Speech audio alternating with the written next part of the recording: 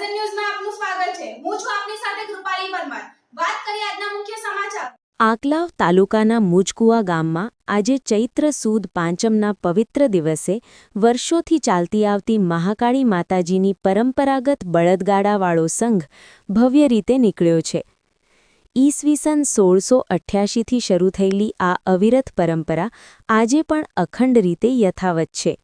મુજકુવા ગામથી પાવાગઢ સુધી પગપાળા તેમજ બળદગાડા દ્વારા ભક્તોનો સંઘ રવાના થાય છે, જેમાં મોટી સંખ્યામાં માઈ ભક્તો જોડાઈ રહ્યા છે। સંઘ દરમિયાન ભક્તો મહાકાળી માતાજીના જયઘોષ સાથે આગળ વધે છે અને માર્ગમાં આવતા ગામોમાં લોકો સંઘના દર્શન કરીને આશીર્વાદ લે છે। આ પવિત્ર પ્રસંગે માનવ મહેરામણ ઉમટી પડ્યો છે। આ પરંપરા અંદાજે 350 વર્ષથી ચાલી રહી છે અને દરેક વર્ષે ગામે-ગામના લોકો આતુરતાથી સંઘની રાહ જુએ છે। મહાકાળી માતાજી પ્રત્યેની અખંડ શ્રદ્ધા અને ભક્તિનું આ અનોખું દ્રશ્ય સમગ્ર વિસ્તારમાં ધાર્મિક માહોલ સર્જી રહ્યું છે।